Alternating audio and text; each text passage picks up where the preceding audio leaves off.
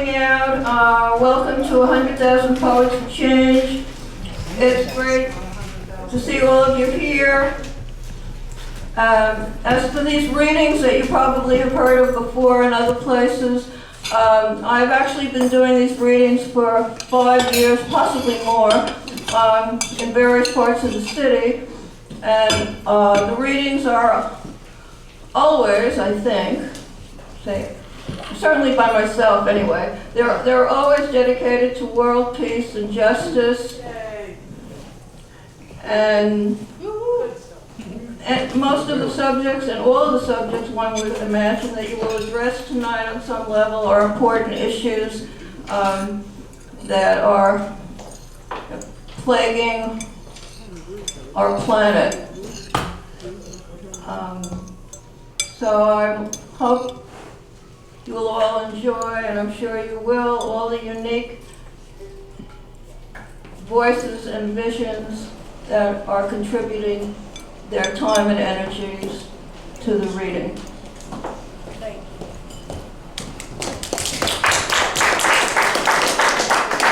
On the list. The only other thing is really, Ron has kindly consented to archive poems that people read here, one poem each. So if you do have a copy of your poem, you can certainly give it to him and he'll be glad to take the poems from you to archive. So I'm going to start with a few poems and then I'll be introducing Danny Shaw. To what is not yet America. To the hands reaching out for what is not yet America, I say we are here.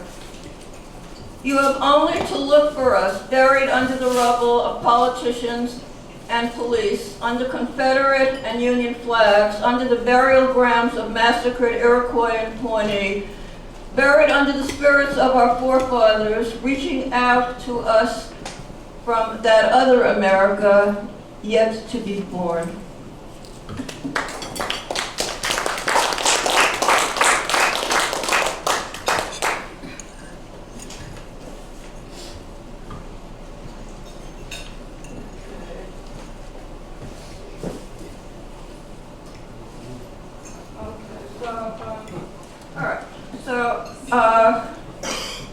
This is called The Very Same People. It's part of a series called Songs of Bloody Sunday. When we heard the news that Diallo had been shot 41 times by mistake, we pictured the shooting in our minds and wondered how many times it took to get a body to lie down and stop moving, to lie down peacefully in a pool of blood. We wondered when the last twitch occurred. How many seconds passed and how many people fired on him as he reached for his wallet for pictures of his wife and son as he fell to the ground. And as all 41 bullets entered his body, I imagined my umbrella as his wallet, his keys, my keys, the keys that I was searching for and reaching for just as he was, and I imagined what it was like to be black in a dark alleyway and pausing in front of my own door to take out my keys, and my face changed and merged with the faces out there, darker than my own.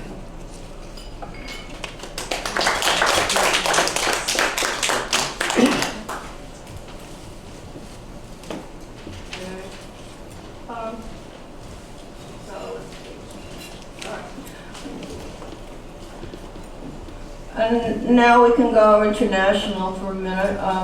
This is called I Pick Up a Stone in Fallujah, to Steve Jalachinsky, whom I hope all of you remember as being a magnificent poet and reader.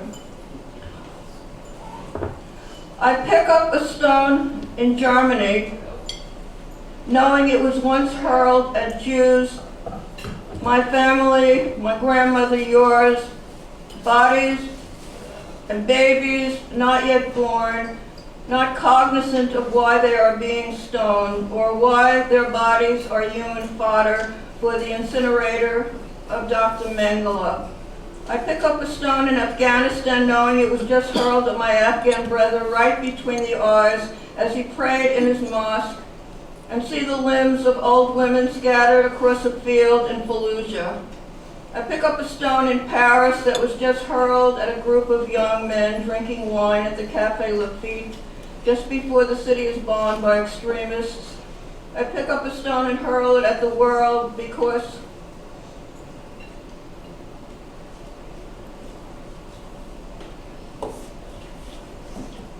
my mother was in the bombings at Dresden, Paris, New York, Pakistan, Iraq, Afghanistan, Dublin, Kabul. All the bombs divided among all the cities of the world, so that I have come to travel to each one to gather them, so I can bury her, and I know I will never find all of the bones, and that her pelvis will always be missing. But as I search, I find the bones of so many other children and parents scattered all over the world.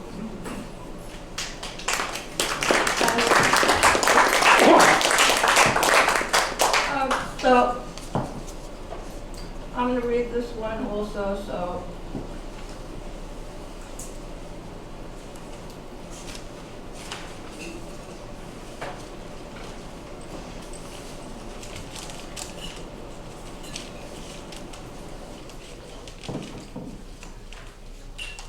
as if bigger is better. This is dedicated to people who were bombed at Hiroshima and Nagasaki. This is the record of a great city with a great tower or a great boom boom that leveled our small town. This is the letter from the hibakushkas that was so long in arriving. I awake with radioactivity tumbling from my hair, the life and death of cities in each strand, all the world's Big Macs recorded in it. As if bigger is better, an atom bomb, 6 megatons or 8. As if bigger is better, I open my box of alphabets and remove the hand grenade. General Mills has generously placed a prize for my participation in a new day of terror. And as I throw it at my Arab neighbor, the sky drops leaflets that say, "Your penis has gotten larger." Unfamiliar room, I walk back and forwards through you, into rooms filled with prisoners waiting to be interrogated and new body parts. I am that question winding in and out of the mulberry tree, poisoned by tall men in laboratories, checking figures, fiery dragons with their own neat halos, carrying the hair and the skin of the hibakushkas in their breath. Who knows then what we really are? A cool and fiery ball chased back and forth by opposing teams, a look exchanged by two idiots guarding the door to nothingness. Footnote, hibakushkas, those who have seen hell, referring to the survivors of Hiroshima and Nagasaki.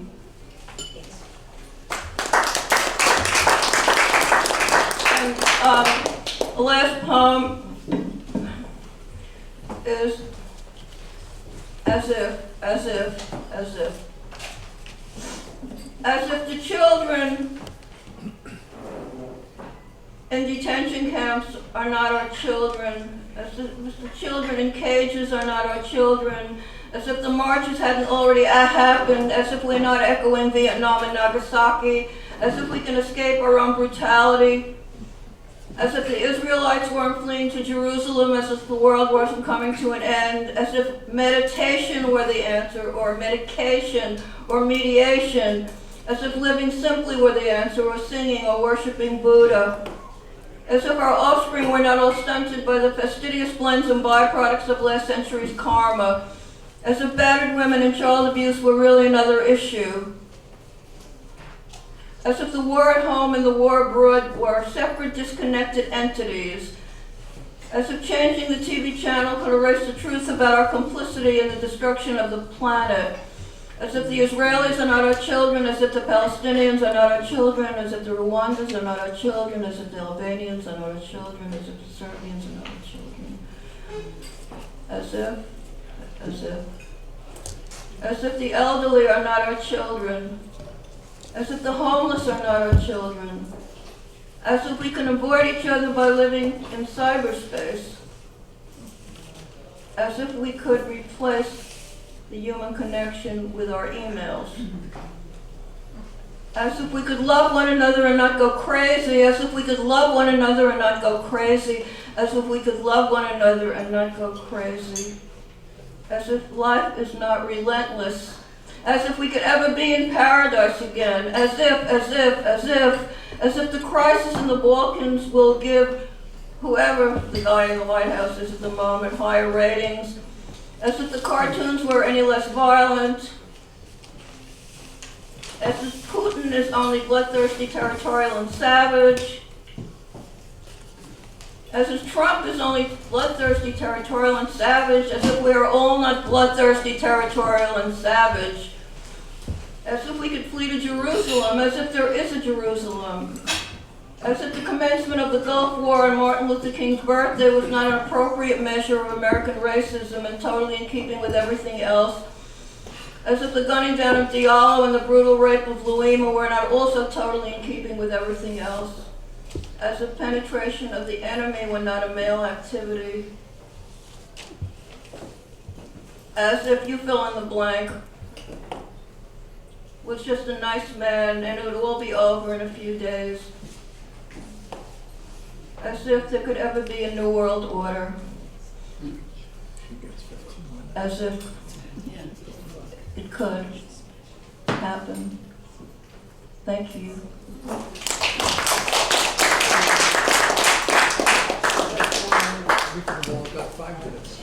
Please welcome our first wonderful reader, as we are all wonderful readers.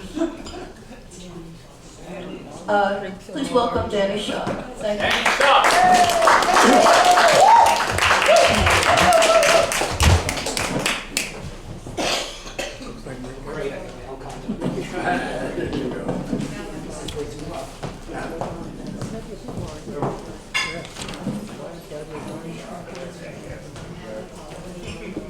I'm glad to be here.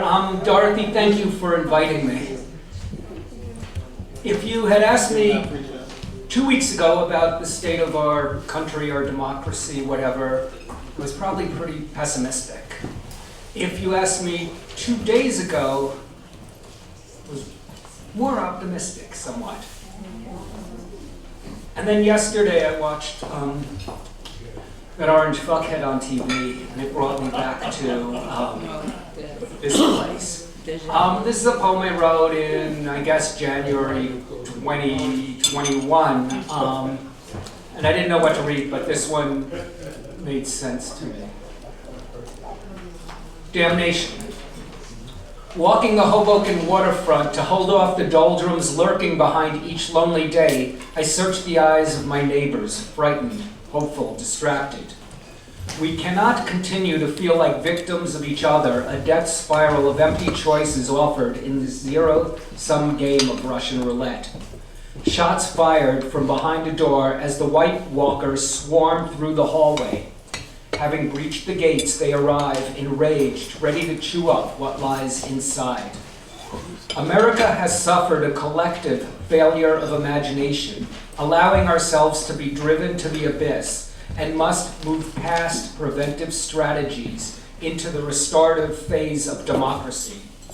2 years ago, we wondered if we were living through the equivalent of 1933, but now we know we're in 1938, and Kristallnacht just happened again. Our parents and grandparents were the original Antifa, and we celebrate their bravery and sacrifice. We have allowed pretenders to wrap themselves in the worn flag of patriotism without a counter-narrative of our own. Genocide, our original sin, and a reckoning is due. Let us atone for our transgressions through admission, action, penance, and maybe salvation. We have built walls, physical and metaphysical, holding us trapped in a state of perpetual stasis, cut off from each other and the rest of the world.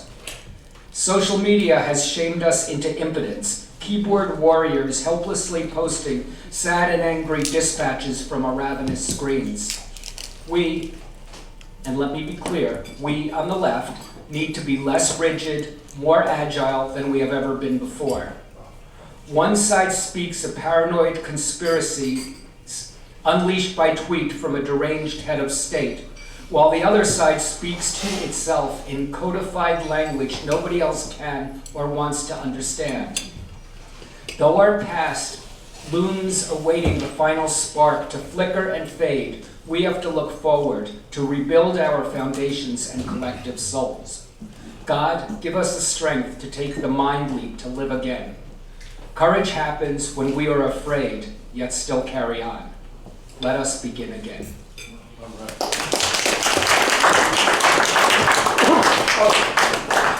The next poet up will be Lydia Cortes.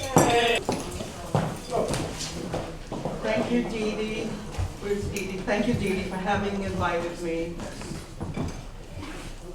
Thank you for having invited me, Didi. Contradictions. Going against yourself, talking, saying against yourself, contra, poncho, condo. It hurts me, I don't have one or two condos, coño. That hurts, coraje, carajo, to go up against hard, like up against yourself. Stainless steel, steel against you. You say yes, you say no. Yourself, stainless steel. I say hi, you say love. I say low, and you say hate. What I say goes, what I say stops what you say. I say when, you say where. I saw how you say, how much is that doggy in the window? But you want a cat, a kitty cat that sounds like a dog. I can't hear the sounds. Can you see the truth? Can you be me? Can I like you? If you don't like you, I am just here breathing or trying to or not trying to write or writing too much crap. I write little gaga. It's all gold, everything that comes out of my mouth, that comes out of my nose, my trap, my holes. Holy, holy crap. I have too many, too few holes. Some have been sewn up, some flap wide. Always, never have I seen such a sting. I always see a thing in my eye like a sty, or maybe floaters. It's a fly, walk, jump, run, or fly, or come crashing down, crashing up the party, quashing, squashing the pumpkin that was mushy and ready to go, or come. Did you ever see a pumpkin coming? Seeds spewed all over the place. I had no place in this conversation, in this world, country, city, or state. What stage am I in? What a state I'm feeling in, feeling all down and out, but just wait a bit and I'll be flying high. Isn't that what always happens? Don't despair, you go low below and then come back. Colors flying low, then flying high, then falling back into the black of no sounds, no sights, no feelings, no smiles. You are my moonshine, my only moonshine. You make me happy with that bit of clear moon full of spirit, spiritus sancti, tanti santi, some saints, some many saints, so many sanitized saints, not part of ISIS. I'm afraid of ISIS, or is it ISIS? But I love, no, I adore ISIS, Brooklyn ISIS, Brooklyn Puerto Rican ISIS, called Piraguas, Beatty, Water, Speedy, Thomas, down mean streets, icy with Piraguas, PR style. I like my colored poets. I like my Beatty, Thomas, my Lorenzo, Thomas, my Lorca. Look at it, that Lorca. Wasn't he Adora, that Spanish-speaking TV nena? Adorable, fuming, eyes dark, black, shiny, agate or azabache or jet like my soul at times weighing me down with its blackness, or heavy-duty black on duty in my soul, sold on ice. Ice is carbon, carbon is black, and I want a black diamond mined by the whitest of whites. Guys in the darkest of continents digging for my pleasure. I'll take any colored I want, I'll take any colored rock, yellow, diamond, brown, chocolate, diamonds in the sky, green or pink, or combo of those. Blue, true blue is always goo goo gaga gaga lady, and gaga going around in my head, inside my brain, inside this old noggin is so much happening. Electrical charges charges me a penny for my thought. My thoughts are worth at least a C note. From me is precious. If I have a thought, if I ever thought I could get rich, rich quick with a thought, mine, my own, my very owned thoughts I will not give away or sell except when maybe I have so many, my head is full and starts to ache, and I have to evacuate my brain, have a bit of brain drain to alleviate, levitate, take leave of my senses to remember where I came from. Cold, 5th floor tenement flat, often no heat, no hot water, but I became wet as light as a leaf, or maybe a feather is even better, for with a feather and some ink, if I'm lucky to find some in my neighborhood where I made it, I can write a word or a poem or a tome, a dome of words, a tower of babbling brooks, black, red, yellow. I've yet to see white, real white skin. Flesh doesn't exist, no paper whites, no white cividium, orchids here, always a touch or tinge, not a binge full, but a tiny bit of red or pink or blush. 5 minutes, sorry. You could have waited till I finished my sentence, but that's So okay, sorry. thank you. No, finish. Thank you. Okay, some people write 5 and 6 poems, is that okay? Ordered, I'm so sorry. Didi, what do you think, Lizzie? Thank you so much. That was wonderful, Lydia. Thank you. Stop the bullying because it hurts, and no one deserves it. Stop playing people against each other or judging others because it hurts, and nobody deserves it. I want to be the voice who's afraid. Don't mistake my kindness for weakness. Sometimes we carry punishment for no reason. Stop the bullying because it hurts. No one deserves it. I don't have all the answers, but through unconditional love, we shall stay safe in the one life that we were all gifted in. Stop playing people against each other. Stop judging others because it hurts and no one deserves it. I want to be the voice who's afraid. Don't mistake me, my kindness, for weakness. We don't have the answers. Through unconditional love, let's stay safe, a one mother, in one, like we were all gifted the words and life. And here's a song.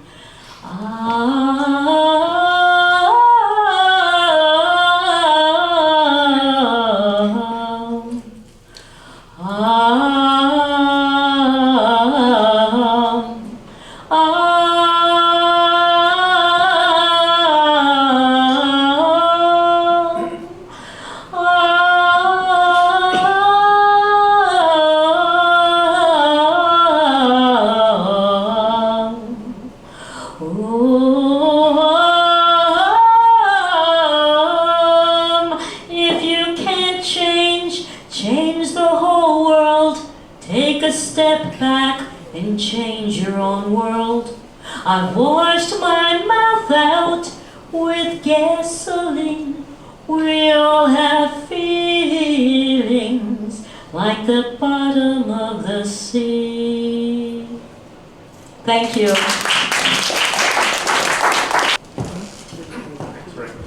All right. Hello, everyone. Nice to see a lot of quite talented folks in the room here.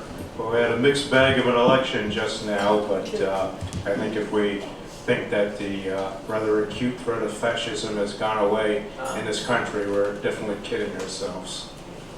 Much more to do. All right. It's an honor to play lacrosse with a space alien.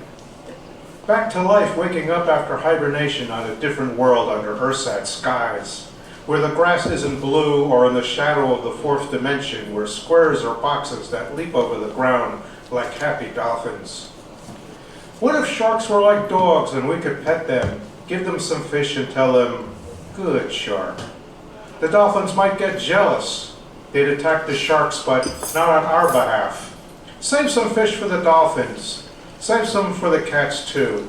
A cat will be your friend if you save some fish for it. You can't go wrong with a good cat, nor will it try to eat the shark, whether good or bad. Space aliens don't eat fish.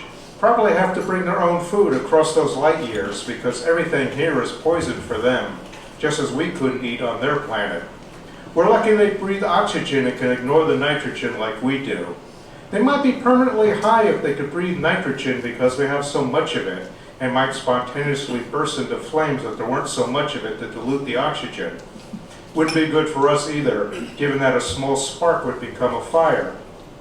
Dolphins would still be happy, no fire in the ocean, but maybe the Cuyahoga River bursts into flames anyway, even without us.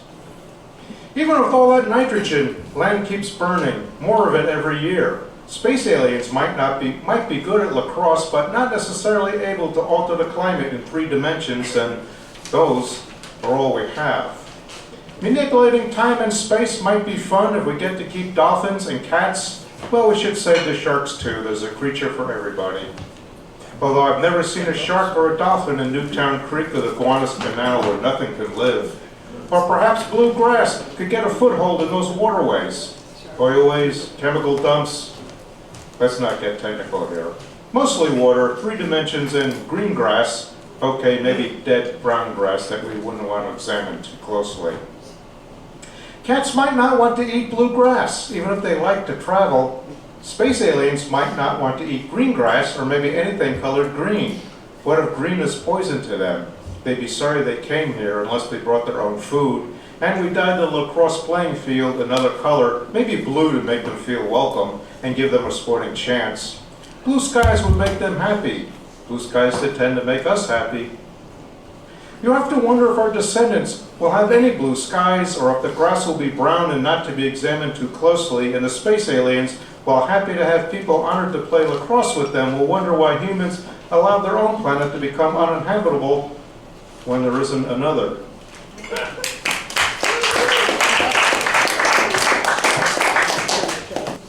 Thank you so much. The next reader is Cheryl J. Fish. Thanks, Dorothy and Didi, for including me. Nice to see you all.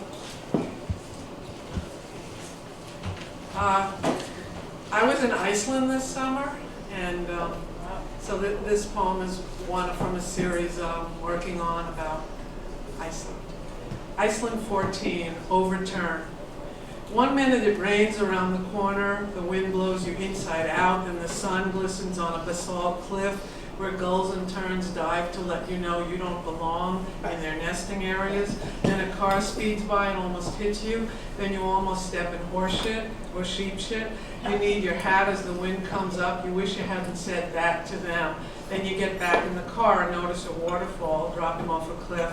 From this angle go into the nothingness of somethingness, madness or gladness. You stop wishing and just wander in the soft moss, in the rocky field, in the rain, in the river, in the lava remnants, with the terns and gulls and ducks protecting their nests and outnumbering humans by a multitude. Yesterday you met an American philosopher burned out on academe who hides from the world watching horses on a farm, driving to the edge of nowhere in the midnight sun, mostly in the wee hours. Since he cannot sleep before you met him, you had walked alone on the small island in the river, Blanda, not bland, but flowing from the northwest side of the Hofstokel Glacier, Honefloy Bay. You saw gray lag geese and goslings. Later you drank beer with artists. A painter's husband had a mini stroke that night. You were sitting across from him. Go soak in the geothermal pool. Your skin smells like sulfur as long as you're in northwest Iceland. And then you hear the U.S. Supreme Court overturn Roe v. Wade while you stare at gray clouds in a village of fishermen and birds. Time reverts to stones packed inside lava mounds. Elves live in certain rocks. They ask us not to overturn them, not to destroy the balance between light and the times the sun will never shine.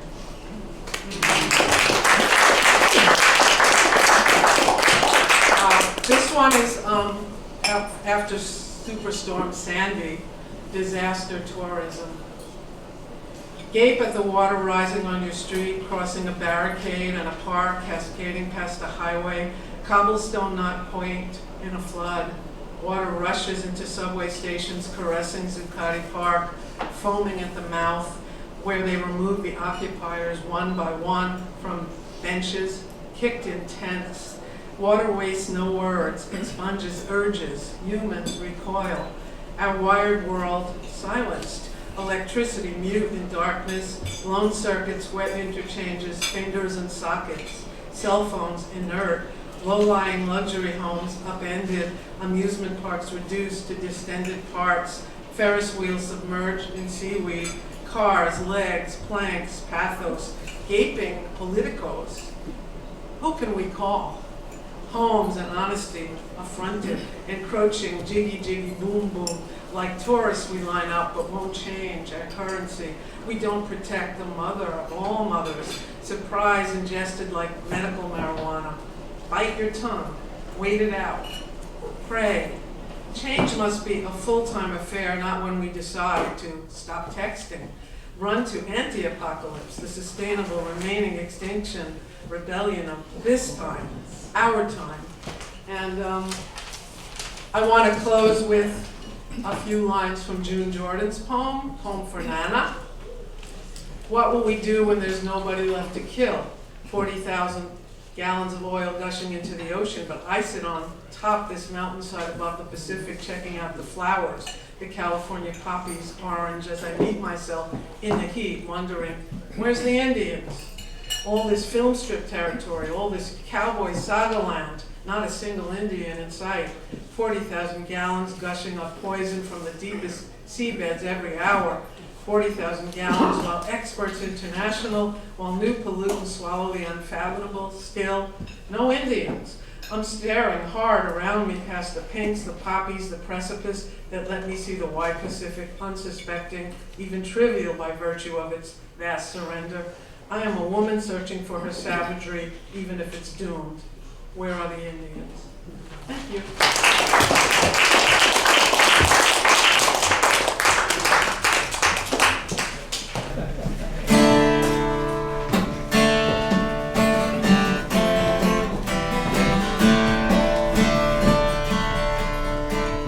Yeah, so I'll do a new take on an old song to kind of pose the question, what do we mean we?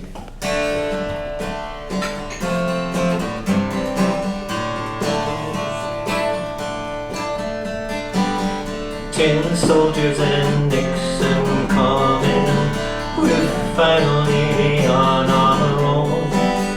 This summer I hear the drumming for dead in Ohio.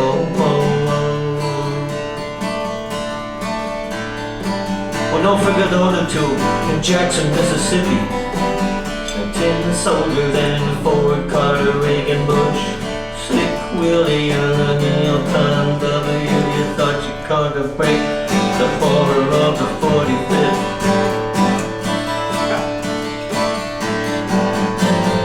Gotta get down to it, soldiers cutting us down. Should have been done long ago.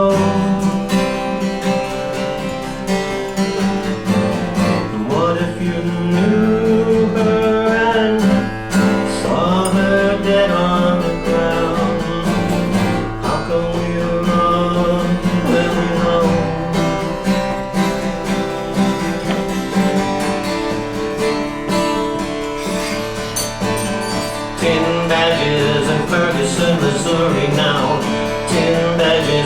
Staten Island too, with the Pentagon hand-me-down military riot gear, coming soon to a precinct near you. Na na na na na na na na na na na na. They killed Andre Hamilton up in Wisconsin, Dante Parker down in Victorville. Na na na na na na na. Gotta get down to it. Look at them cutting us down. Should have been done long ago. What if you knew them and saw them dead on the ground? How can we run? Well, we know.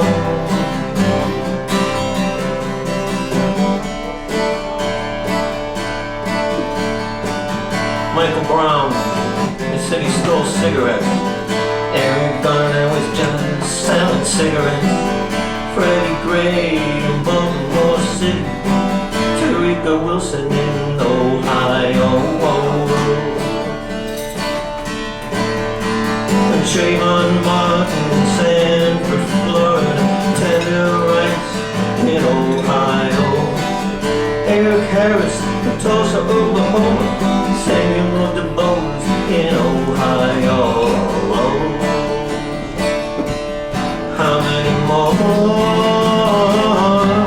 How many more? Walter Scott shot down in North Carolina.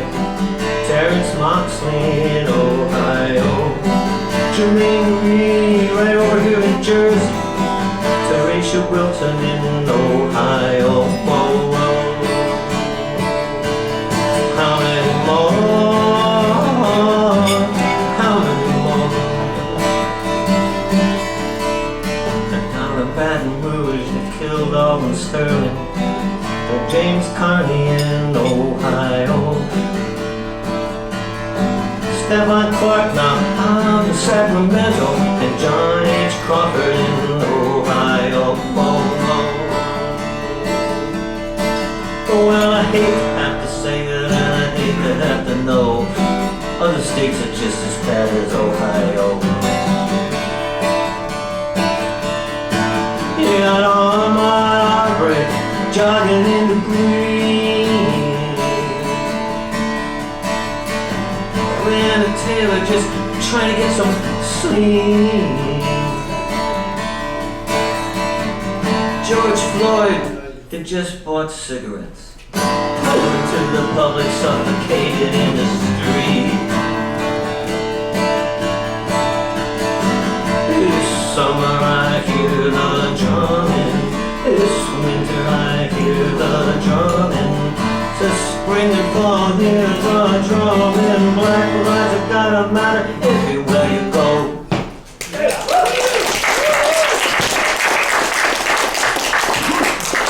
Next up, the one and only, the original open mic gypsy, the one and only ancient mariner, Phillip Giambri!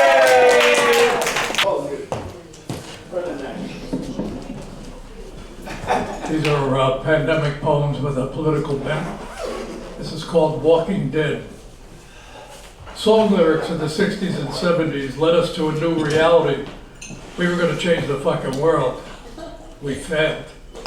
Was it disco that killed it? Was it 80s girls just want to have fun? Was it the desolate angst of punk? Was it house music? Was it boring dirges of machismo gangster rap? Something got lost along the way. Soul, purpose, oneness. The changes in us are reflected in the music we produced.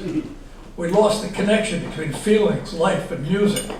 Our priorities changed, and we were pathetically represented in MTV presentations of choreographed imitations of Michael Jackson, where lyrics were lost in glitter and gloss, no substance or meaning, resulting in a reality show country of Jerry Springer produced and promoted artificial anger become now real, made for TV. The music didn't fail us, we did. Real guns aim at us again. It ain't just 4 dead in Ohio. We've become the tragic rebirth of the Gong Show, hosted by Hannity and Limbaugh with the orange puppet man Ringmaster. The Who said, "We won't get fooled again," but we surely were.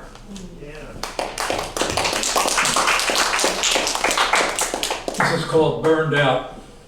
I've had it with the news, I've had it with TV, I've had it with movies, I've had it with social media. The pandemic isolation has finally eaten away the last remaining remnants of positivity and optimism. I just can't take any more feeling freaking bad news, watching this end of this country as I knew it to be. My body and mind have reached the saturation point with the amount of negative information and bad news I can absorb from a leader who dreams of being Mussolini but can never even make the trains run on time because he's too incompetent to do that. When the election nightmare finally is resolved, either by law or by violence, I will hopefully be protected on my island of civility, New York City. At this point, the country crashes and burns. We earned it. My dreams are all dead now. This is called These Times. Dreading these times, yet wedded to these times. We shook the bottle till it blew up, and we still ain't grew up. Now we're screaming at the system that we allowed to become us till it's eaten the core of us, yet we all still suck it on its tit.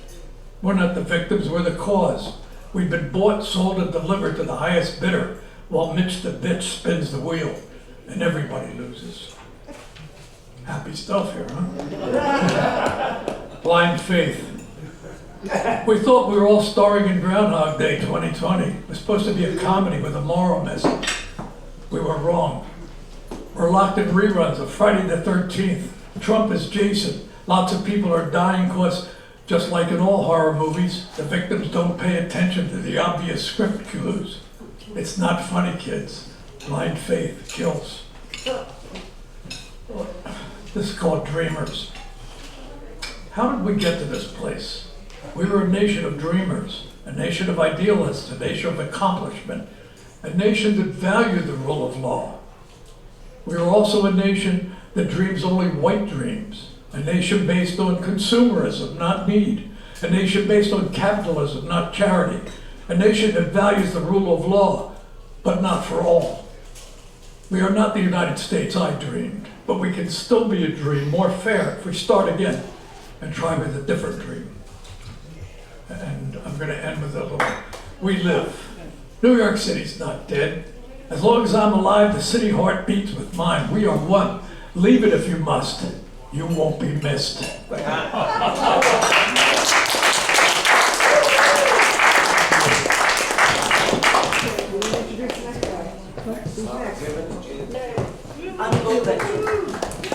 Goodbye, said one high priestess robbery body in a wrapped-around dress. She licked her index finger and her middle finger. Annunciation is an annoying virtue. She invited me for a tease and a taste. She invited me for an agnostic dance. Coca-Cola, cherry lips, chill out. Amputated moaning was roaring. The cars rushed in a slow traffic. Long-necked street was tired. Big-breasted passengers looked delicious.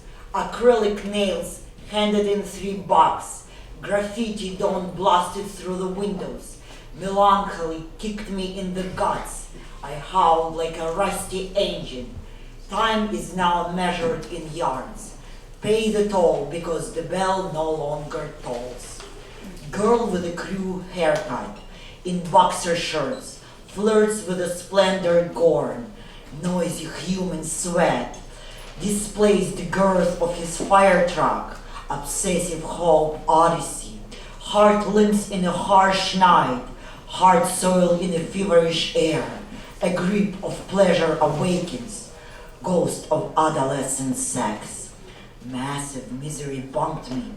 Legless man on a rollerblades. Got money for change? Frantic scream on a radio. Broadcast. Absent-minded. Jumbled tune of an amputee. Anxious Baba Napolitana sent. Bodacious quest. Quiescent wall door revolves. Penetrance pierces brain. Moans. in a swaying, chilling night, ingenious and pure resistant face of crime, a scarlet star pinned up for pretty dime, silence with a duct tape on the garbage yard. His scarlet nose keeps her in suspense. Times with a round face is petrified. Hands are tried and legs are spread, and rats are eating peanut butter spread. It has been 60 days and no one showed up. The skittish psycho prisoner meant business. The satisfied and altruistic prick fired at the bouncing and exastatic prissy. The stutter and annoying wailing cry filled up a premise with a nervous twitch, and moaning sitting on its ass is now 60 days malnourished in a ditch. Pull a cover over a bare brown shoulders. Naked forest reached for a gray hair of winter. Moon screaming frenzy in a faint bejeweled blonde. Long speeches cracked like a soft shell crib. Chili beans coughing in a terrifying laugh. Gobbling knife is in cufflinks rests in the closet.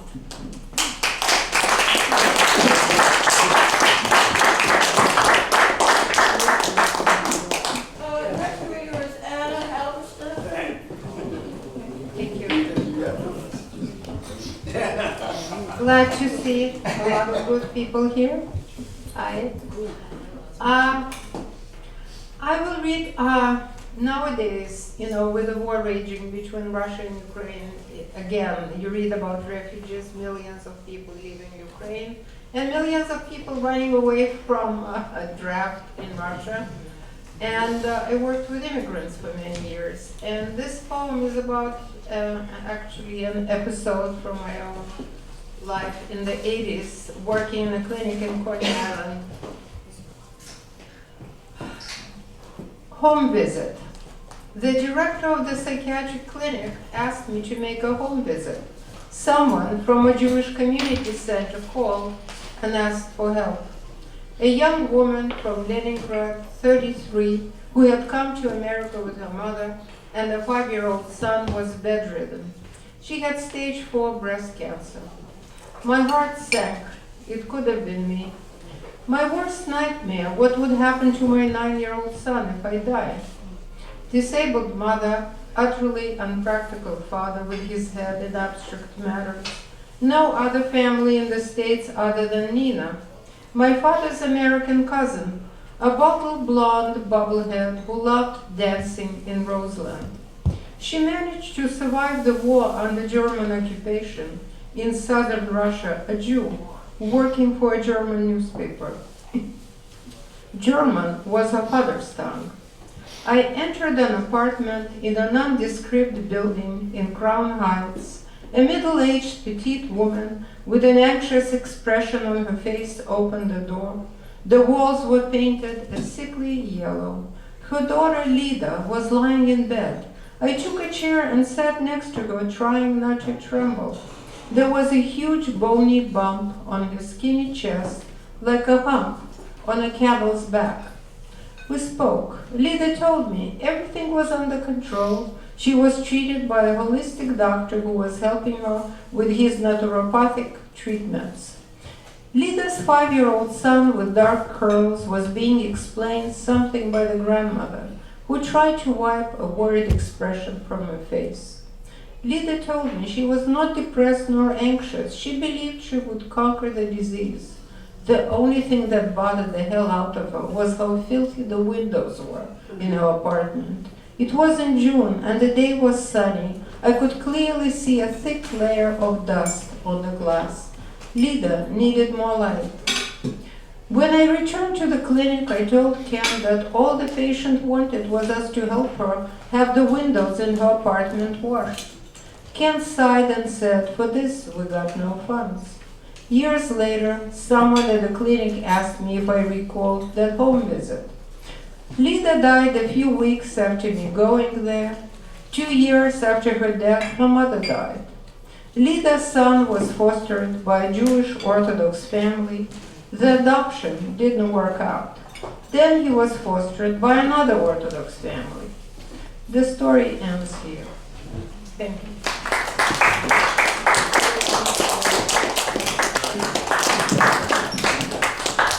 So Linda.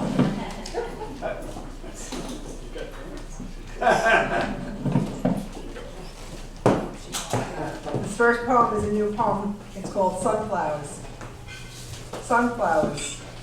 Sunflower seeds, springtime planted, striped kernels buried in the ground. As Russian forces enter Kherson, 1 million refugees flee, cruise missiles firing. Sunflower seeds planted in my backyard garden. As a mother's tears stream down her face, her baby screams in her arms, seeking safety on an outbound train. Daddy's left behind to defend the homeland. Sunflower seeds sprout, twin leaves search for sun. As thousands try to flee, a Ukrainian train station is bombed. Civilian corpses litter the streets. 7 million Ukrainians displaced. This summer, my backyard sunflowers grow as if in war. Green stalks, thick and tall, snap, fall over like a punch to the gut. Mother Nature knows it is wrong when an authoritarian declares war. Flowers don't face the sun, flowers face the ground. The havoc of war, sunflowers grow lopsided, falling down. Sunflower stems break all the days of summer. Mother Nature couldn't silence the destruction. Sunflowers display chaos, yet they finish their life cycle. Flowers go to seed, seeds to save for the future, yet to unfold. This is called Misfire. Have we been silent too long? Are you afraid to say, can I challenge you? Speak free, child, be bold. My fear of guns is colorblind. Anger and a machine that can kill, a misfired shot, a lifetime broken heart. It doesn't matter who holds the gun. A misfired shot can kill anyone. This is called How is Absence. Let us all put on our hoodies and bow our heads. Buying a can of iced tea and Skittles, mentioning the word gun, deciding to ride a subway, holding a wallet in his hand. Blood shed red, life pulse ends unexpectedly, suddenly. Trayvon, Sean, Henry, Amadou. Unarmed and innocent, black gunned down. Angry and confused, tears fall on a rainy night for families. A high school graduation, never to be. A wedding, no one will see. The book, unwritten. A father he will never be. Confrontations unexplained. Let us all put on our hoodies and bow our heads. And that was my phone ringing, so, of course. Local news. He was arrested by the FBI for weapons possession, a self-proclaimed proud boy with previous run-ins with the law. His home's an armory of semi-automatics, Glocks, and a few rapid fire. He lives a heartbeat from a school. He lives a pulse from my home. Why does he need an arsenal of weapons? Why does he need weapons of war? Nearby, rich people, greedy businessmen, little league coaches. How many more houses are stockpiled with ammunition for a holy war, a war of prejudice, a war within themselves, killing peace? And my last poem is very short, and it's called Violence Brings Violence. Innocent people get hurt. Hatred breeds hatred, manifested in darkness. Seek peace, seek tolerance, seek understanding, seek knowledge, seek love. Thank you, everybody, and thank you for Next up, we have Jee Leong Koh.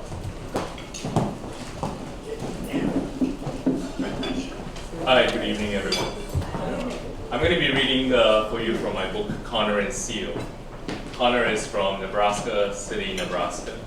Seal is from Kingston, Jamaica. They meet in New York City and move to Harlem together. Half the book is in the voice of Connor, and the second half is in the voice of Seal. I'm just going to read 3 short poems from the second half in the voice of Seal for you today. Today, They coat the sun in candy crust. Tomorrow, what will they make safe and sweet? And sell it to the masses for a treat. Yesterday, they were pushing new stardust. Beehives are trucked the wanton cornfield blue, Assyrian refugees in flatbed ferries. When Brooklyn bees are fed maraschino cherries, blood honey, Robitussin red for you. All is to be sold, marrow, pit, and sap. It started long ago, the GM tree. The apple, once a bit of machinery for our redemption, is now an apple.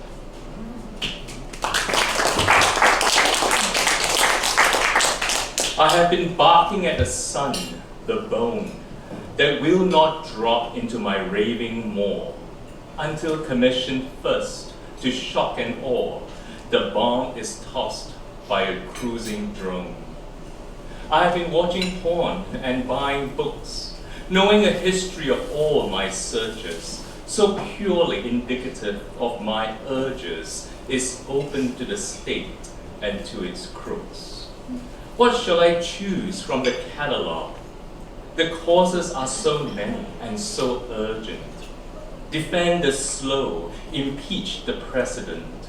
The dialectic has mushroomed to dialogue.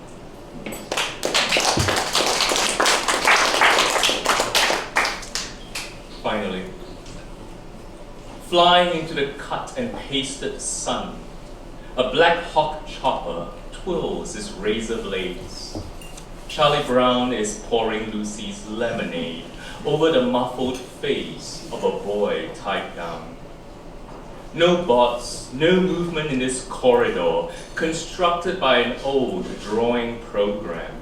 Outside the photograph, 4 video cams monitor the white space above the floor.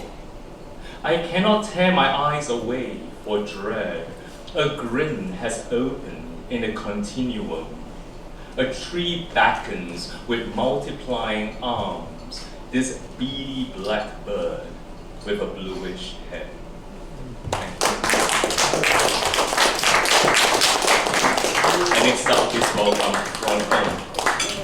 I just wanted to tell everyone, 100,000 Poets for Change was started by Michael Rothenberg, and it has been going on for almost 20 years now.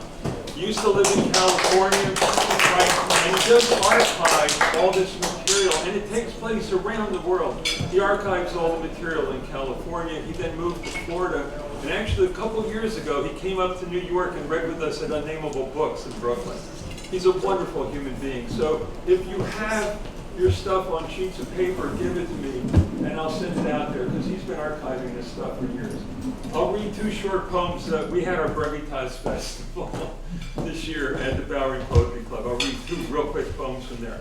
Where I'm from. My father was of German descent. He became a civil engineer and always ruled his roost with an iron fist. My mother's parents were Polish. She was a concert pianist with a large heart who taught neighborhood kids how to play the piano. This made me the product of a World War II coupling, a war I studied and admired way too much when I was young. I later broke free from that obsession and became a conscientious objector during the Vietnam War, working as a community organizer in Appalachia. To this very day, I'm still trying to figure out why some men are so sexist and violent. And then this actually follows one of Dorothy's poems. It's kind of interesting that in the silence between the bombs for Sparrow, who came up with the idea of doing a reading commemorating the fact that for a brief period of time only 1 atomic bomb had been dropped in anger. Envy the great good fortune of the elderly Japanese kimono salesman who, on the sunny afternoon of August 5th, 1945, decides to forego his customers in Hiroshima to visit a sick relative in southern Kyushu. 3 days later, the salesman sits with his cousin in a perfectly arranged formal garden discussing his incredibly fortuitous decision given the recent events in Hiroshima. But note well the fickle nature of unknowable fate. His cousin's house is in the suburb of Nagasaki. Just a tidbit. This was written a couple of months ago, so if it sounds a little like it's a little passé, most of it isn't though. It's called Desperation Art. So I'm home and I have to write a poem because I'm hosting this event, but my brain is truly spent and all my ideas went that-a-way. Anyway, it's supposed to be upbeat. Art springs eternal. Isn't that eternally, treacly, unspeakably sweet? Then comes the hidden, unbidden beat, an intrusion thought that uncouples the train and leaves me drained, and I'm caught, Ukraine. Gee, I shut the TV, I know that I did. I put a neat lid on the grandmother's screams and the tears of that kid and their butchered dreams. But it seems I can't kill the refrain of the incessant pain, Ukraine. Mariupol leaves scratch marks on my soul. They started with that exquisite theater, for God's sakes. Maybe it's a mistake, even creepy, to feel that more deeply in the midst of this horror deluge. But please excuse, for the theater has always been my refuge. True, not from bombs and threats to my mortality, my life, but from qualms about unrelenting reality, dirty strife. But it's not about me, or it shouldn't be.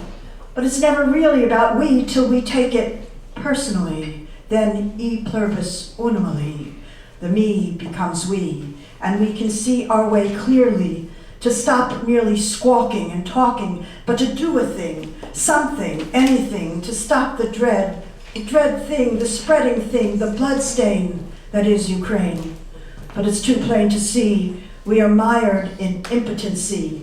Desired action loses traction, dies in infancy. Yeah, we can hit the streets and wave the blue and gold and be sold a bill of goods that we're doing good. But truth be told, it's no damn good. For the ears of the monsters autocracy are stuffed with the cheers of their paid or cowed constituency. And only in democracy can vox populi make a dent in their hypocrisy. So our only resort is to fully support their war of liberty. As the enemy is killing the unwilling, sadly, badly, the only tack is to kill them back. And isn't it shitty? All we can offer is money and arms and pity. But more's the pity, for what about here? As we're mumbling and fumbling in the face of our own crumbling liberty. Where's our new bolt of electricity? What have we got, Mr. Franklin? Do we thank him for his sigh of a reply?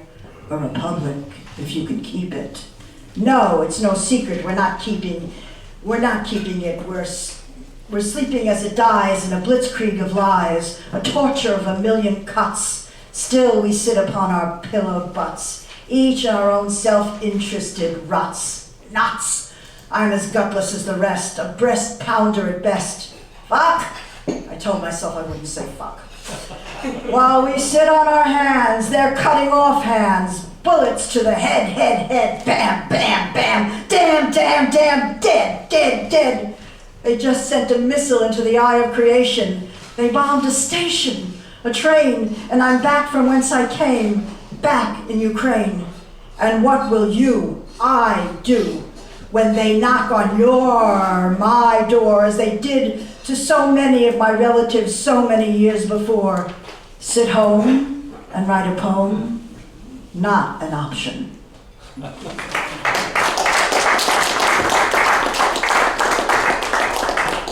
They're doing that thing, you know. In an open field, a body lies there, decayed. Glints of white bone reflect the sunlight. Hard to tell the sex, it's so far gone. Nearby, the ruins of a house, crumbling, blackened by fire. Government forces attacked, the rebels counterattacked. Search the landscape. More bodies in the mud. More bombed out ruins. It will never end until one by one they wipe each other out, and there is nothing but the cold wind shaking the bare branches of the trees.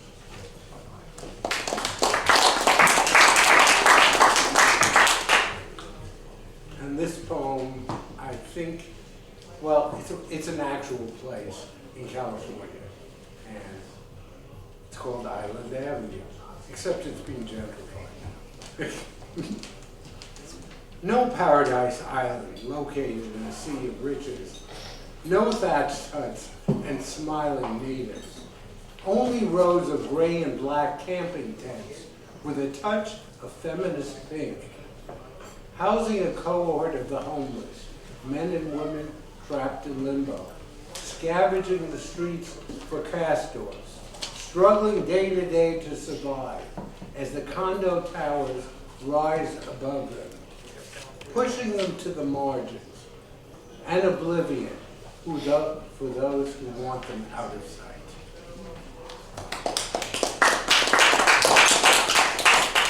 And this is a New York incident that happened to me about 15, 20 years ago, but I wrote it later. It's called Interrogation.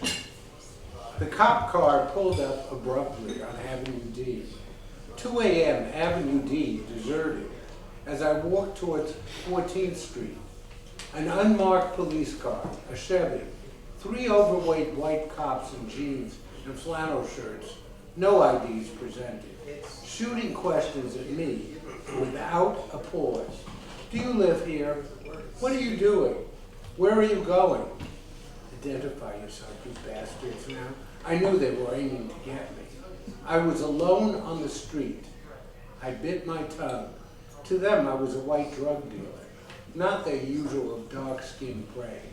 One cop started to open the car door. The radio in the car burst into life. The cops were suddenly alert. The driver gunned the engine, sped up. I stood there for a moment, caught my breath, and continued walking towards 14th Street, understanding clearly who the cops were that night and the deadly threat to those with dark skin. I've spent some time in recent years living off and on in Playas de Tijuana, and this is a poem about it, with a nod to Lorca, of course. Una poeta en Playas. The malls are American, with a Spanish accent. The darkened streets lined with houses, homes to hard-working people in this coastal city. At night, a cold wind cuts across the landscape. The hills undulating under the stars of Orion are dry and steep. Peopled ramparts facing the water, waves glistening under a crescent moon. The place holds secrets that are never revealed, protected from intruding eyes. The city silently sleeps. Far down the beach, where the border wall enters the sea, between the two countries, the faint sound of a copter, light sweeping across the beach, spotting people in its glare, mark dark forms swimming against the current, endlessly moving with the tide, pushed up against an impenetrable barrier. No escape. Okay, the last, I have 2 more short ones, very short ones, but it has to be last? All right. All right. I was going to read a funny poem after that, but Read the funny if you will give me permission. We can use a laugh. All right. Can I read my last, more serious poem? Read them both, hurry All up. right. Please shame. This is not the funny poem. Strange mollusk. Whatever you give us is fine. Okay. Strange mollusk with a spiral shell told they were alien to the California coast, surrounded by a fantastic seaweed salad on the shore. A man and a boy fishing, not a single bite. Warning signs, the water polluted by a sewage runoff. The fish scared off up the coast, the bright blue sky, a burst of sun passing through the clouds. We are the killers of life. And now the funny one, it's 6 lines. Go. Moving along, it's called Kissing in the Car Wash. Moving along through the mini monsoon, purple soap squirting down, brushes pummeling the windshield as we kiss long and hard. When the drying begins and the glass is wiped clean, we know our kissing time is almost up. We have just a few seconds for that moment of twisting tongues and the arrival of ecstasy. Thank you.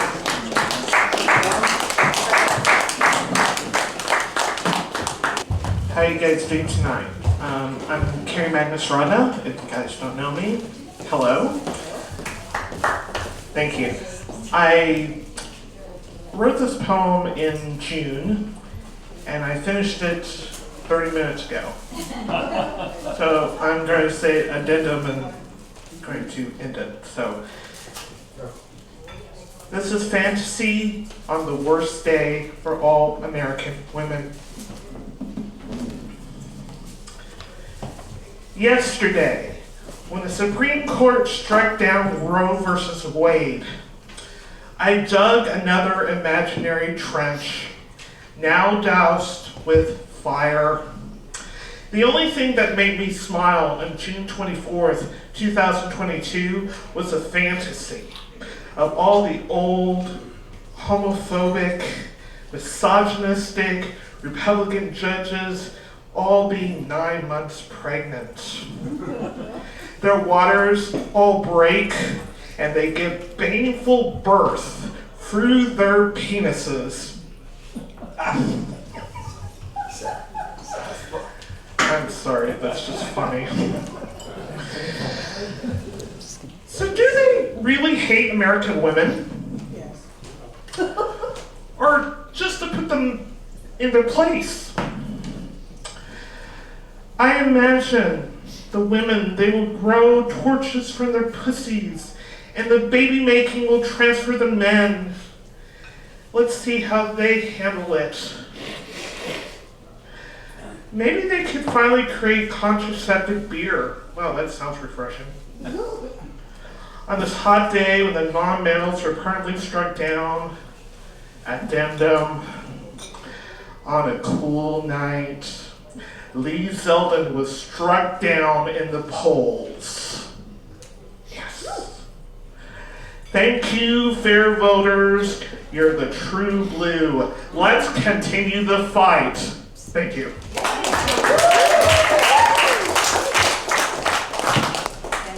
Good evening. The first poem is a Me Too poem called Leave Taking, a guide. When thrust out of, rousted from, billowy somnolence, while nuzzled, nosed into by heat-seeking missile while asleep, their protestations, imprecations ignored, and all demurrals having failed, some women do what they feel they must do and give in.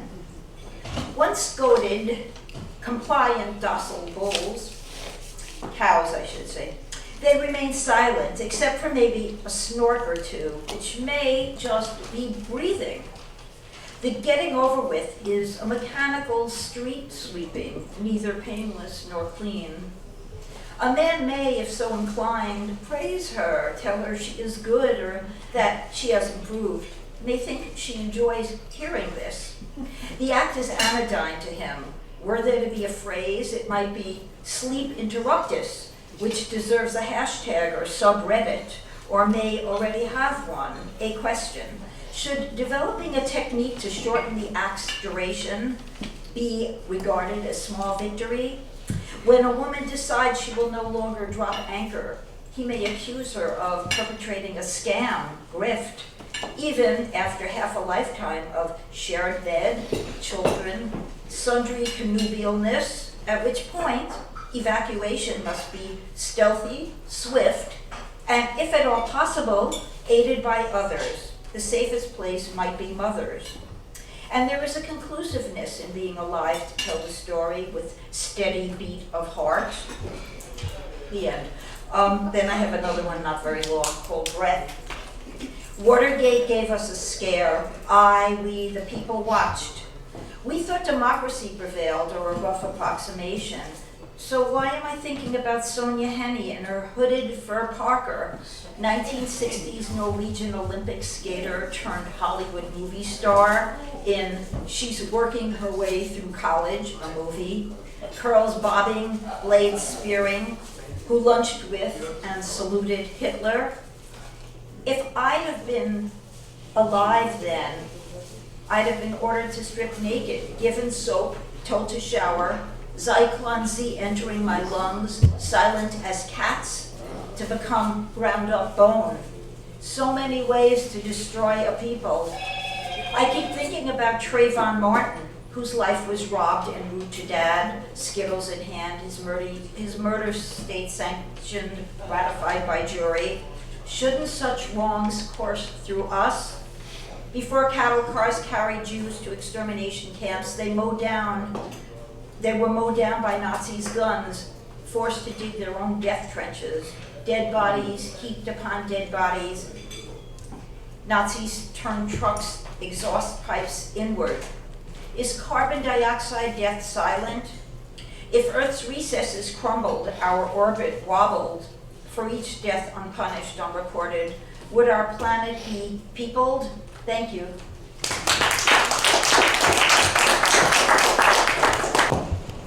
Hi, everybody. First, I want to apologize to Lydia Cortes for stopping her. She left. That was not right. Sorry. Okay, I have a poem called, I just wrote it today. If I could, I would. If I could, I would realize the world is perfect just as it is, whole and complete. I would be okay with what is, being a wreck or not being a wreck. If I could, I'd be with you. I'd sleep with you, buy things for you, cook for you. I would love you unconditionally. If I could, I'd always be happy. I'd have a permanent smile on my face. If I'd live in a fancy apartment with fancy doormen and a garden, or on a lake in a small cottage with loving neighbors who never disturbed me. If I could, I would be a bobcat in Alaska. They don't mind being alone. I'd move my neck more freely to the right and to the left. I'd have no backaches.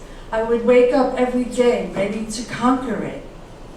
If I could, I would always be comfortable, at the right temperature, physically, mentally, spiritually. I wouldn't even have to move. I would make everyone love me and want the best for me. Even if it meant being better than them, they wouldn't mind. If I could, I would stop worrying. I would have no rules about who I can love, who I can't. Everyone would be okay with hearing the truth and understand that fear makes us act violently. I get that through my thick skull. If I could, I would have people stop calling each other haters and instead see that the lack of love, the lack of safety is what drives us to do awful things. I would end all hunger and all wars and homelessness and gentrification. I would legally allow women to do whatever they wanted with their bodies. Climate change would be reversed. Our planet would be saved. Our justice system would be just. Trespassers would be rehabilitated. Everyone would get a second, third, heck, endless chances. There would be no racism. If I could, I'd remove the walls built around our hearts. People would be kind. I would place a happy thought behind every sad one. I would realize saying no to what is really saying yes. That no one loves you more than you do, because there is no one but you. I would enjoy doing the laundry. Happy I even have it. I would stop expecting the worst. I would stop being me. I'd have a lover who loves me. If I could, I would show the world its beauty and greatness and see the arrogance in that. Oh yes, if I could, I would, but I cannot.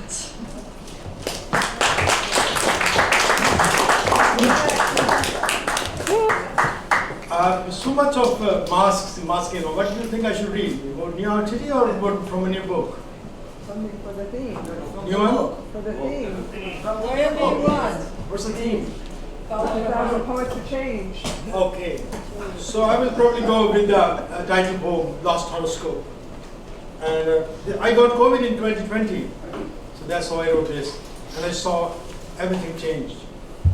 Believe me, I'm risking my life here, coming out in the open to sit in the Cafe Mozart, to resume my routine of pouring sparks from my tamed sleep onto the pages of my moleskine notebook that has remained blank for more than a year. A familiar fright keeps hammering the clammy walls of my fast shrinking brain. My jaws unhinged, twitching noisily as I crack open my mouth to suck the stale quarantine air. My body spooled, feeble as a dry twig, my sight fractured from staring into the rings of stupor. I wake up to sit upright in my bed, bend my neck to stare into, add my feet on the floor and part them, bring them back together. Nothing seems to get better. It refuses to go away, the phantom that all night long hovered over my bedpost, gliding in and out of the cavern of delirium that once surfaced in the labyrinth of my horoscope, piling up an irreparable pagoda of quivering ashes. The boy will climb 6 steps on the golden ladder, stumble on the 7th jumper, blinded by collusion of inauspicious stars, and crash into an abyss, bringing everything down into a wasteful heap of despair in a hellhole. I have faint memories of the lanky priest, his smallpox face, his tiny head wrapped up in a large, white starched cotton turban. Under the light of a maroon sky, we went into his cubicle-shaped shop along the narrow brick lanes leading to the main bazaar that the Muslims of our town had left behind in rush prior to crossing the bleeding borders almost a decade before my birth. The priest had worked tirelessly on it, taking weeks, and with his wicked eyes, dimmed in a feverish anxiety, handed it over to my grandpa in an erratic rush. A scroll of scented homemade paper tied up in a vermilion thread sealed from the wax of sun's sunny, soggy eyes. A crumpled calendar of chaos with astral lines and circuitous loops forecasting my doom in the 2nd decade of the new millennium. Back home, Grandpa spread it on the bear cart to read its graphs in the twilight of our courtyard like a beguiled seafarer trapped in the frozen stretch of a dead sea. The very next year, Grandpa passed away, and the demons from the capital city rushed in to crack the courtyards and erect walls, and horoscope got mislaid in one of his almirahs. I looked for it everywhere, went up the attic, searched through the dank drawers, checked out his wooden boxes full of moldy English classics, even dug a part of my courtyard to see if he had hidden it with his gold and other precious items. Half a century later, caught up in a deadly fever in the Himalayas, twisting my limbs in a bed moist from my sweat, head throbbing from the dismal forecast of my imminent doom, revelations of the horoscope returned. COVID, barked the demigod on YouTube, making me seek refuge in the Bollywood song of the 70s as I tuned in the local FM stations during my quarantine hours. Sarkar ne aankhein mera haal to poocha. So kind of you, Your Highness, so kind of you to come and inquire about my well-being. Sanjeev Kumar, Raj Kumar, Vinod Mehra, with his wavering hair, मैंने हंसने का वादा किया था कभी, गीत गाता हूँ मैं. I had promised to smile once, so I continue to sing.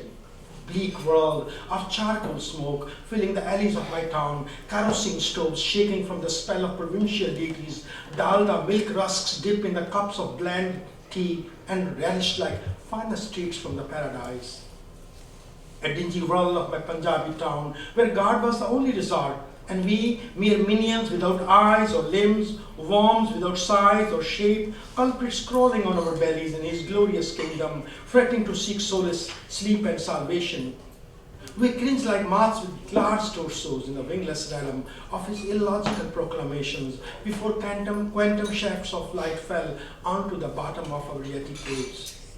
Before the arrival of polythene, Tetra Paks, thermocol, before I pulled books from my grandpa's wooden carved boxes and sold them out in tiny piles to the local grocery store to wrap up his meager merchandise in his crisp enduring pages.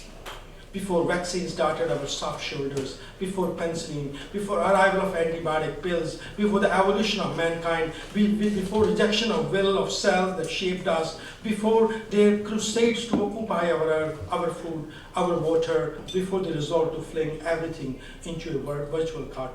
I think it goes on and on.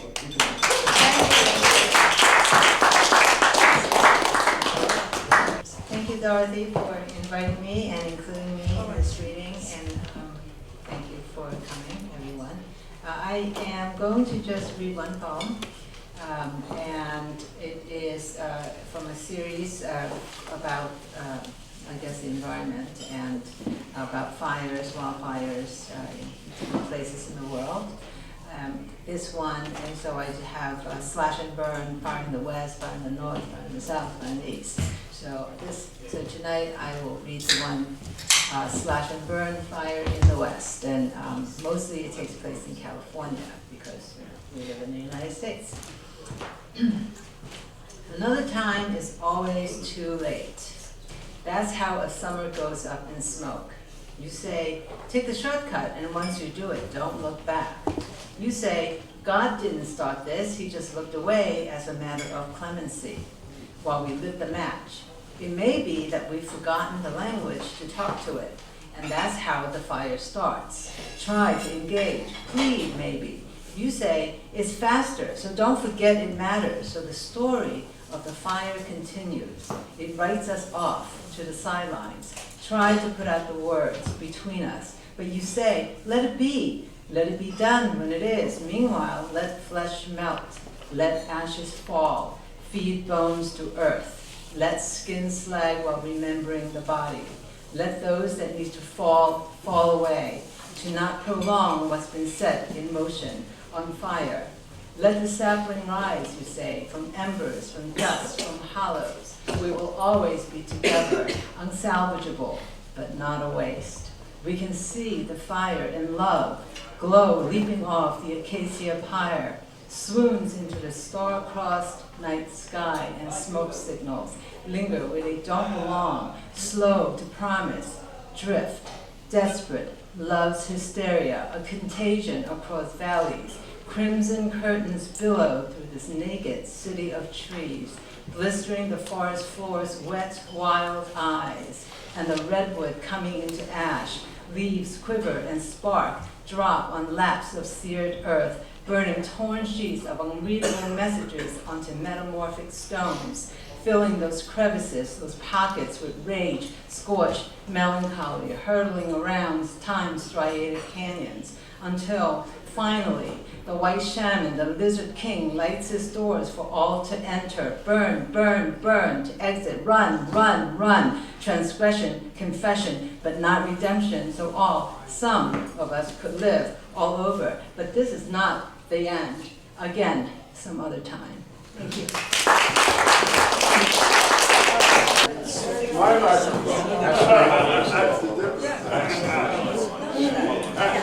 Wait a second.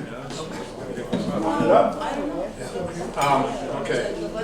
So Donald Trump, the Orange Outrage, the man for all treasons, is running again, which is good because if DeSantis ran, then I'd be much more worried.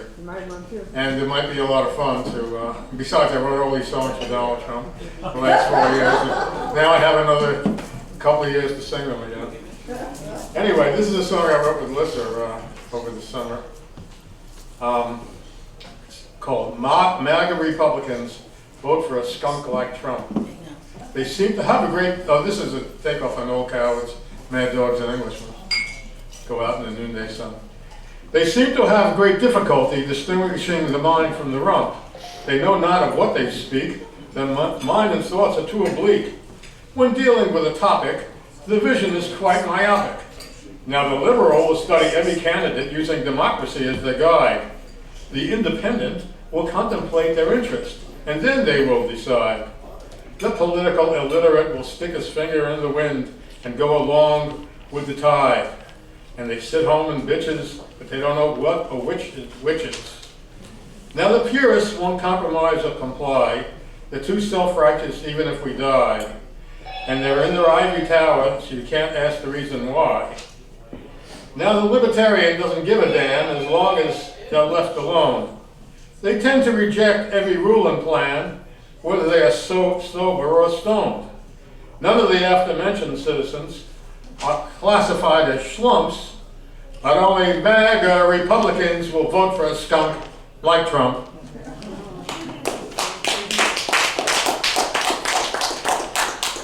Now I bring something that's very ancient. When I was a 20-year-old hippie living in Berkeley, I wrote this song.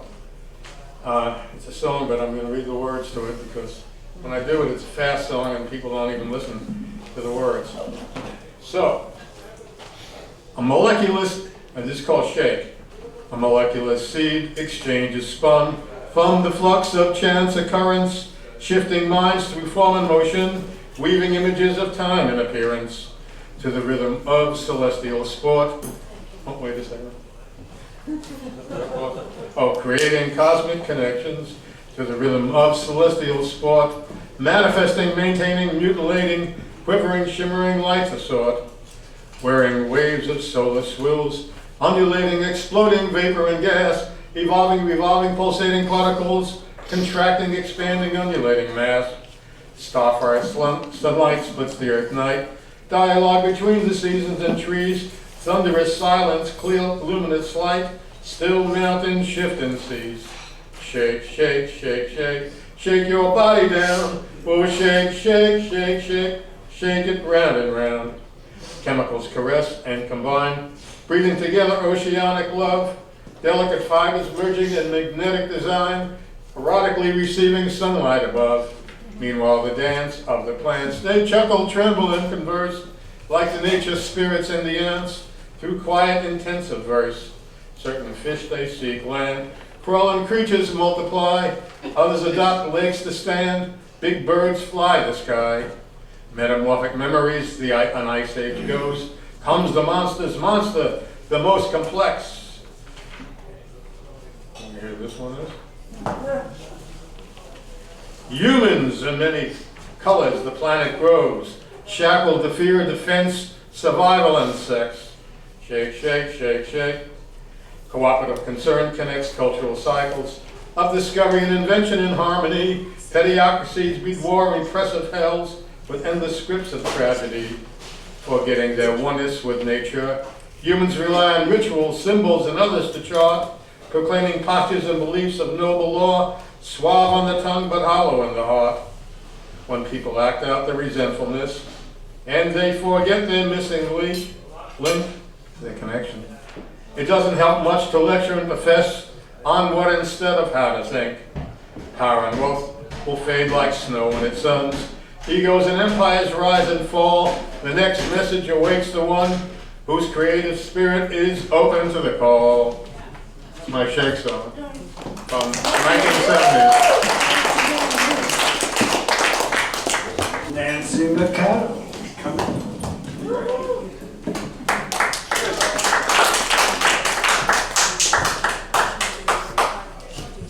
I appreciate it. Sorry I came late. I just came from the Bronx. And this place is a little bit far. Okay. So I have two pieces I'll read. First, and thank you for inviting me, Didi and Dorothy. I appreciate that. First piece is called History Lesson. There was no country in those soulless pilgrims who conjured their plans in dark, dank, ashy castles to arrive on American shores, to pummel unbruised America, to eviscerate natives, their families, their bison, prairie dogs, and passenger pigeons. These empty human carcasses sweeping through the lands in sporty hunt clubs, these murderers who went from sea to shining sea, wasting multitudes of whales, wiping out the eastern cougar. There was never a nation in the human trafficking of the enslaved they shuttled from Africa in the belly of rotting ships and heaps of sickness, pain, a living death. Never a nation in the genocide of families and the living earth. The next piece I'll read is called, I don't know how this is, but it's called the cock poem. Cock the penis, cock the rooster, the cockles of my heart. Cocky people stay home, cocka made me crap. Billy's cock house, cock horse. The cock crow hour, cockeyed folks, cock and bull speaking. Cockney today, cocktails for lunch. The cockroach crossing his cockpit playpen. Cockatool's morning song. Cockshoremen wore me. Cocked hats in the hood. Cockfight among cocks. Don't cock your gun. Please cock Trump. This is bad, man. This is really bad. I mean, this election is gonna be a mess. Okay. I'll read one more, my black family. The blue-black skin of my grandfather is not to be sold or bought or broken into pieces for your enjoyment. My black and brown family with shimmering dark clouds for hair enshrined in humanity, they're not for slaughter or poisoning or target practice for your pastime. They are the sovereign of this universe. They work for God. They birthed you and your family, invented food for your existence, prayed and sang out for your absolution. Midnight blue folk are the creators of things. From the moment you materialize into this world, they make your joy possible, ensure your progress in this existence. God's appointed guardians of this planet. They come from the third sphere of light. Hard as you try, you will not ever do away with them. Thank you for having me.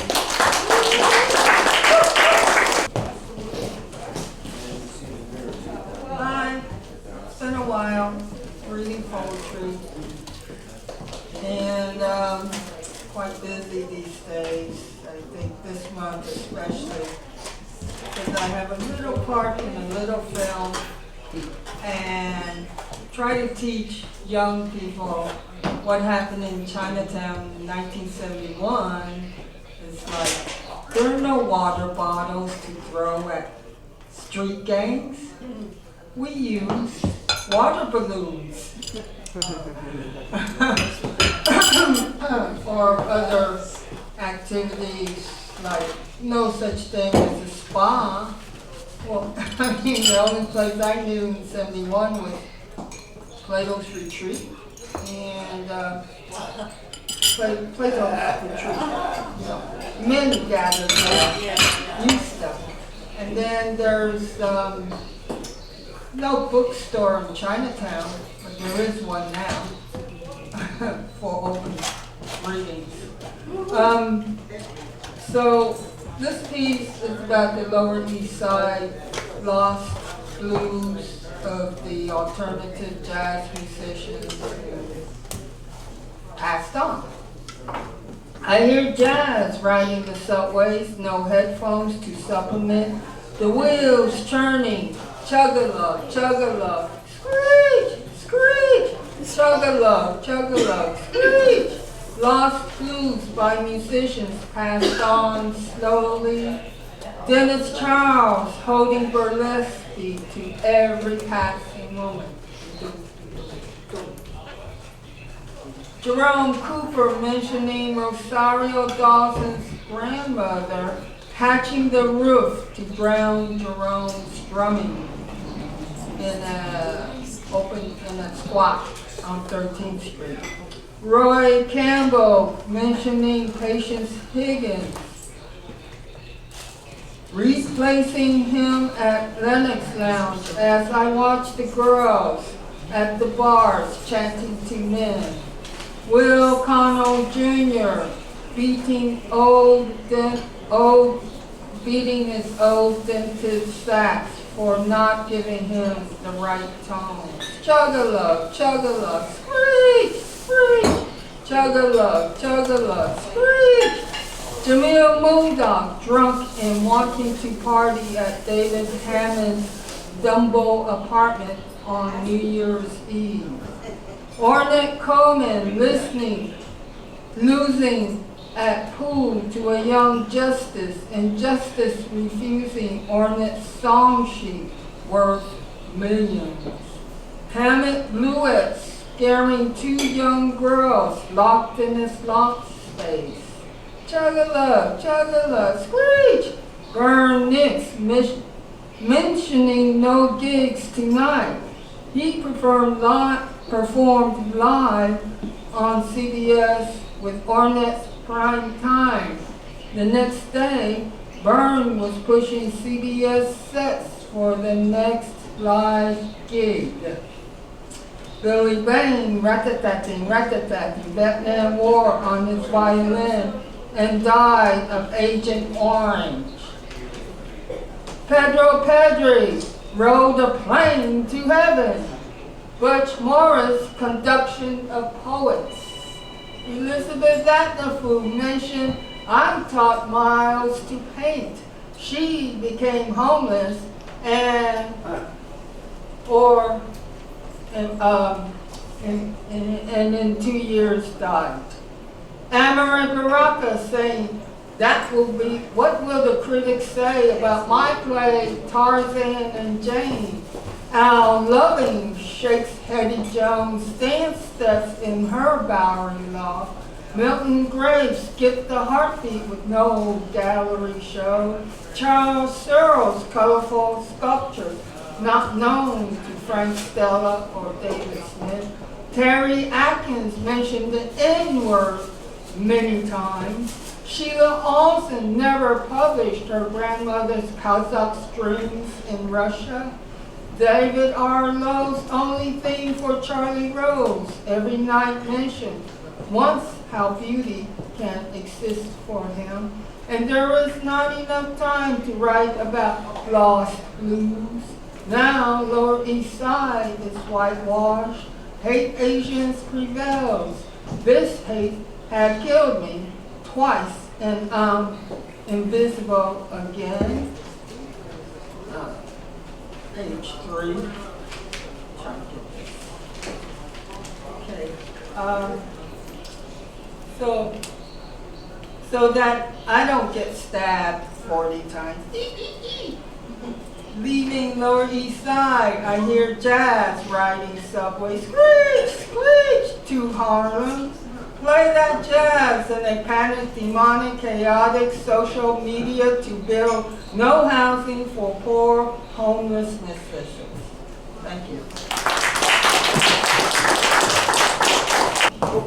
Safety. Hi, everybody.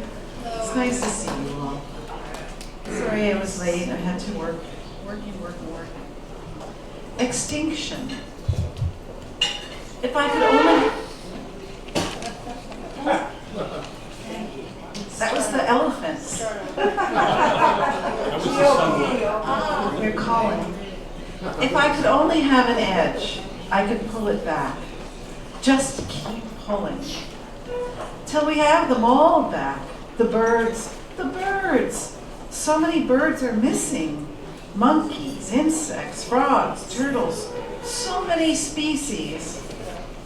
We've got to get them back. Keep pulling until we return what has been lost, stolen while we were looking, while we weren't looking. Look now! The pages are torn. So hard to get an edge to pull. We could all pull together. There is a white rhinoceros in our future, a butterfly, a macaw.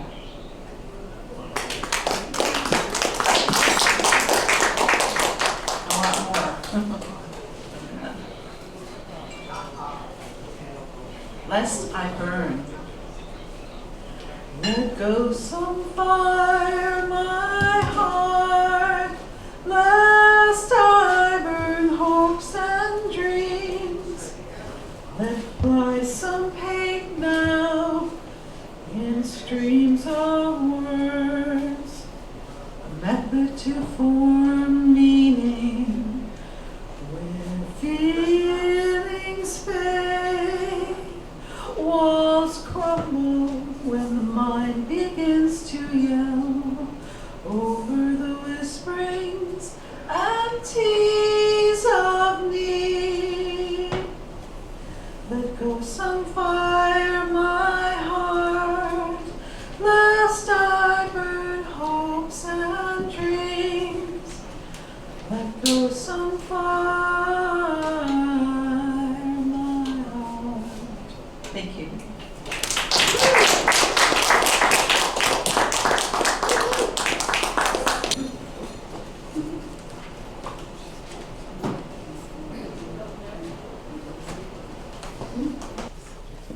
It's a folk song I wrote about myself.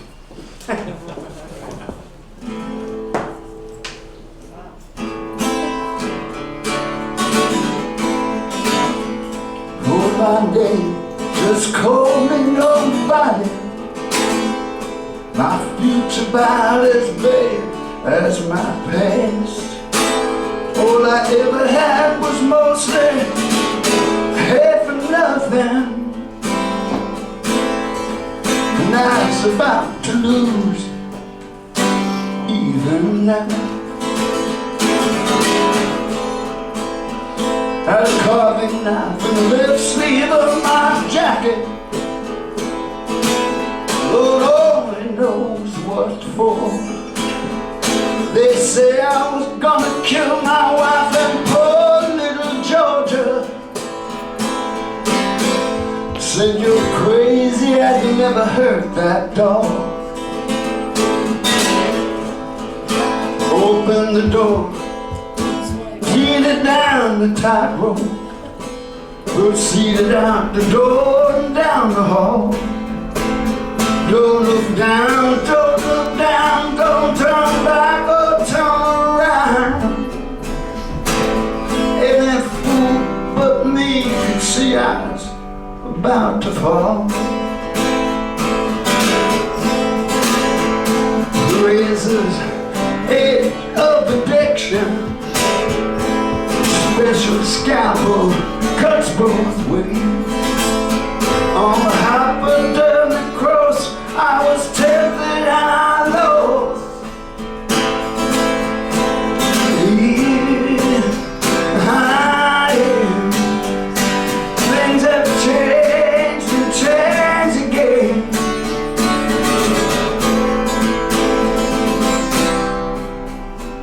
Worse and worse it can seem. Just a hairstay, not a well stay. I just can't seem to get myself back home. I can't lift myself back. My boots ain't got no straps. Here I am, pregnant in the wind. Things have changed now and then.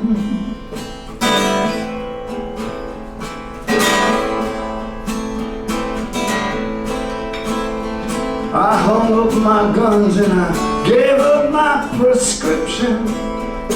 Went out to find my wife, find some work. Well, I had been through the war, was had a double with a nurse, and I surrendered to the mystery county sheriff.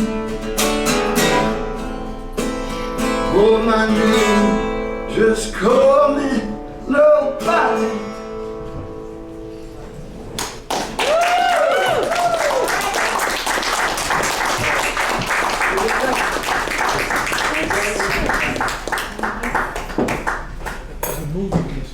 wonderful, Rick. I did want to bring up Anna. She wanted to do a quick translation. If we can please allow her to do that.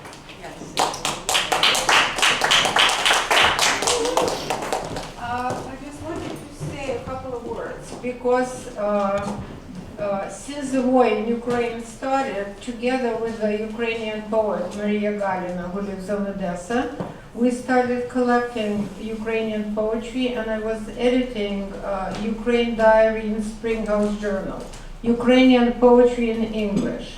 I was collecting poems translated by other poets and translated some myself. Boris Khersonsky is one of the most prominent Ukrainian poets living in Odessa. He is a psychiatrist. And the war started on February 24th. On February 12th, people knew that the war would start, but somehow they were still debating it. And I read his poem that I was very moved by it, and I translated it. Boris Khersonsky, written on February 12th, 2022. It feels weird, but these could be our last days of peace. Friends are abandoning us, we're staying alone, to face, or rather to see, the enemy's mouth, his snout. Will he really step into this trap? Does he really want to stuff his mouth with our soil? Is his best friend a subterranean mole, not a wolf? Is the earth that hungry for blood? The vampire is insatiable and gentle like a cat. Only he doesn't suck milk, he prefers to suck blood from veins, so that he gets asked later in what regiment he had served, so that his chest is all covered with orders, post-mortem. The body decayed, the soul remained all alone. What is there for it to do on the battlefield? But there is no way to heaven. It's so scary to be thinking these could be the last days of peace. Thank you.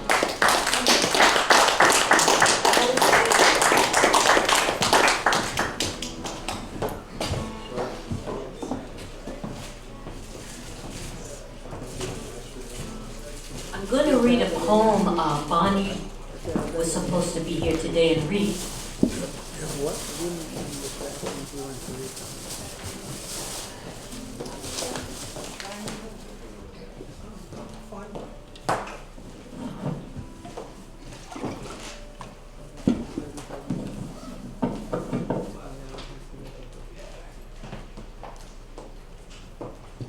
Drifting, not to forget her picture, so not to forget. Taped to the reading lamp, black and white, but colors evident. Tears streaked with blood. She's only 6 or 7, squatting in a long dress with bright flowers, mouth stretched to the jaw's limit, a squinting carnival mask. Her hand hangs from a helpless arm, open as if to catch her scream. Her blurred right hand flares at the damp red earth where nothing glows. Maybe, just maybe she was going to or coming from a party, or playing in some dusty corner, braiding blades of dry grass. Was she sitting quietly in a dim room, lit by a cooking fire, a mother at the pot of food, humming, animals breathing outside, a rooster, the wind, all indifferent to the next moment? When the song would end, the world reduced to the lower half of a soldier standing over her rifle, resting on his booted leg, the white glow from his lamp illuminating a circle. On the ground and the lower half of his face, everything fades into shadow. Thank you. Now our closing song is If I Had a Hammer. I think we know what that's about.